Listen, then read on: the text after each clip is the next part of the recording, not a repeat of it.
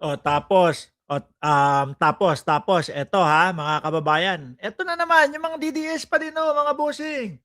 Tingnan niyo trip, mga kababayan. Eh, 'di ba may nag-file ng plunder kay Inday Sara Duterte. Ayan, 'di ba pinailan siya ng kaso, yung Vice Presidente, ibinibintang kay Pangulong Bongbong Marcos.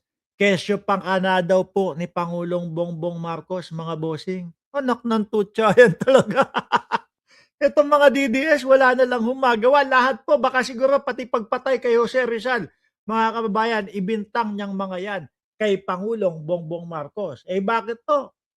Sandali, Eh bakit 'to, mga kababayan? Yung misis ko nagagalit.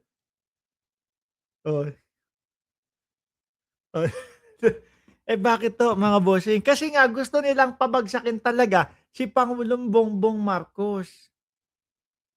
'Di ba? Hangga't hindi po, nawawala sa pagiging presidente ang ating pangulo, mga bossing, ay ano, alanganin po sila. Oo, alanganin. Bakit? Eh, kasi tignan mo nga simula po nung naging pangulo si Pangulong Bongbong Marcos, walang pakialam, eh.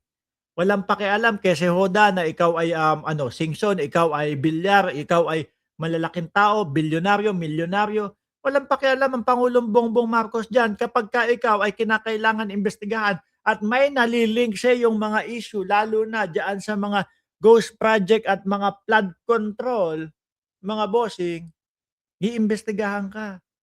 Tignan mo si Atong Ang, 'di ba? Walang nakakagalaw diyan dati, mga kababayan. Miski yung dating Pangulong Duterte, hindi niya mga nagagalaw 'yan, 'di ba? Takot 'yan. Diyaan kay Atong Ang, kaila Chavit Singson. Oh, iba si Pangulong Bongbong Marcos, mga bossing. Kaya po hangga't hindi nila napapatanggal sa pagkapresidente ang pangulo, eh, bibirahin nila ng bibirahin 'yan, 'no? Kasi ito ang daming nakikita, ang daming nalalaman, uy, lalo na dito sa mga ghost project, flood control, 'di ba? O ano ang sabi ng Malacanang, mga kababayan, 'no? The complainants are not part of the president political allies. Oo, hindi naman sila Rigadon. Hindi naman yung mga kakampi ng Pangulong Bongbong Marcos, hindi. Alam niyo kung sino, mga kababayan? Eto, yung mga nag-ano po, yung mga nagreklamo kay Sara Duterte. Yung pong mga, kritiko din mga bossing. Kaya lang itong mga kritiko na ito, hindi yung, hindi yung tipong gagawa ng mga, kalokohan at gagawa nung mga, katarantaduhan at gagawa nung mga hindi katotohanan o mag-iimbento ng issue kay Pangulong Bongbong Marcos para lang mapabagsak. Eto hindi, 'no, nakabase sila doon sa katotohanan. Pagka si Bongbong Marcos tama ang ginagawa, susuportahan nila. Pero kapagka, hindi tama, doon sila nagiging kritiko. Ano, sino-sino daw po yung nagreklamo kay Sara Duterte? Ano sabi, sabi ng PDP Laban and DDS, si PBBM daw ang nagpa-file ng plunder case versus Sara Duterte. Nye, sino-sino daw Shelo Magno, 'di ba? Nung nakaraan lang medyo bumibira-bira kay Pangulong Bongbong Marcos 'yan. Jing Deles, 'yun hindi ko kilala, aminado ako. Father Flavi, our BBM critics, 'no? Tama na palusot, sagutin na lang ang kaso kung may sagot. Eh, kaso nga wala talaga silang maisagot diyan, mga boss. Biruin mo kailan pa natin itinatanong sa Vice Presidente patungkol po doon sa mga confidential funds. 2 taon na yata. Hanggang ngayon ang laging sinasagot at laging ipinapamukha sa inyo, eh, "Ay wala, pinopolitika lang kami. Ay kasi contender si Sara Duterte sa pagkapresidente kaya ganyan ang ginagawa nila. Ay kasi ganito, ganyan." 'No? Kasi ayaw nilang maupo si Vice Presidente, natatakot sila na mawala yung posisyon nila kasi kapagka 2028 na si Sara Duterte ang mananalo. Puwede ba? Pakisagot niyo na lang.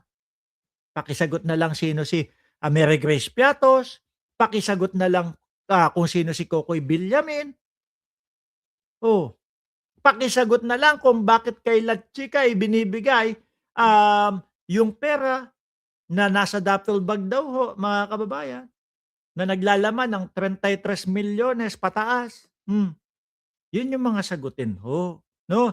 Kasi ang mamamayang Pilipino, hindi na po naniniwala doon sa, pinopolitika lang kami kaya ganyan, eh. Come on. Oh, ngayon naman ang sinasabi niyo utos ni Pangulong Bongbong Marcos para ano na naman 'yan, para pagmukhain sa mamamayang Pilipino na natatakot si Pangulong Bongbong Marcos na maupo bilang presidente si Sara Duterte. Saka na natin pag-usapan 'yan kapagka nalagpasan na itong kasong plunder. Kapagka nalagpasan na, iyan pong ano, 'yan pong impeachment na paparating po para sa 2026 Pebrero. Saka na pag-usapan lahat 'yan, 'di ba? Kung makakatakbo. Hindi ho, eh, papalusutan tayo lagi sasabihin na, ganito kasi si ano inaano lang, pinopolitika paulit-ulit 'tong gano'n, mga bossing, 'di ba? Paulit-ulit lang hong gano'n, mga kababayan. Sagutin, rektahan, sagutin. Kapagka nasagot niyo 'yan, Vice Presidente, baka ito pong channel na 'to, baka Mark Ramos, 10 ng ating kasama, 10. Hindi, ilan ba tayo? Um, si Boy Tinapay, nandiyan din si Jordan G, tapos yung mga host pa ng Birahan PH, baka ho, lahat kami sumuporta sa inyo kapagka nasagot ninyo at naipagtanggol at naidepensa ng maayos ang inyong sarili. Pero hindi ho, eh. No, tingnan niyo ho, 'yan, yun yung mga DDS na nandiyan sa comment section. Wala pong masabi, paulit-ulit. Ilang minuto na tayong ano dito, nagkakaharap-harap ho. 26 minutos na ho tayong magkakasama dito, mga bossing. At 26 minutos na din po akong nagtatalakay dito. Pero ano, wala, 'di ba? Hindi nila kayo maidepensa. Bakit? Kasi walang naririnig na depensa sa inyo. 16 na lawyer, para doon sa impeachment. Ano inasahan? Inasahan yung ano, yung ibang ibang lusot, 'di ba?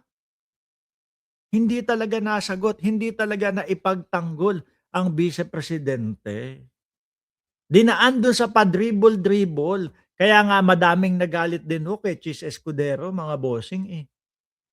Dahil po doon sa pagdi-dribble ni Chis Escudero, pati po yung mga malalaking mga eskuwelahan, ultimo, unibersidad ng Pilipinas na pinag-aralan ni Chis Escudero, ultimo, San Beda, na pinag-aralan ho ng Vice Presidente, mga kababayan. Ano sabi? Ituloy ang impeachment. Sundin kung ano yung nando'n sa konstitusyon ng Pilipinas. Ang sabi ng konstitusyon, kapag daw ho 1/3 ng Congress ang lumagda diyaan sa, impeachment para sa Vice Presidente, dapat agad-agad maging impeachment court na kayo. Ngayon hindi nila ginawa yun. February yata, kung hindi ako nagkakamali, isinubmit na yung impeachment.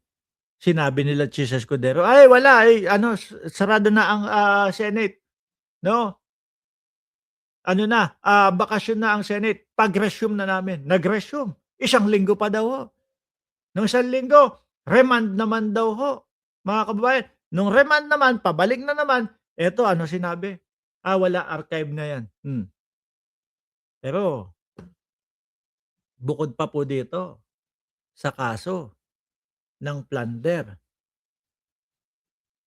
maalala niyo, pagkatapos nung 1 year ban, Pebrero 2026, meron pa din pong mga magsusulong diyan, mga kababayan, ng impeachment para kay Vice Presidente. At tinitiyak ko ho, mga bossing, Ang tiyak ko ho do'n, eh, mahihirapan na po sila na dalhin pa ng teknikalidad 'yon. Kasi siyempre eto, sasabihin ng iba, nabutasan tayo nung huling impeachment. O ngayon, siguraduhin natin na itong mga ito hindi na makakabutas sa'tin. Siguraduhin natin na itong mga ito, eh, talagang ipapaliwanag na nila yung confidential funds. Eh, kaso mukhang wala po yatang mga paliwanag sila tungkol doon sa confidential funds, mga bossing, 'di ba?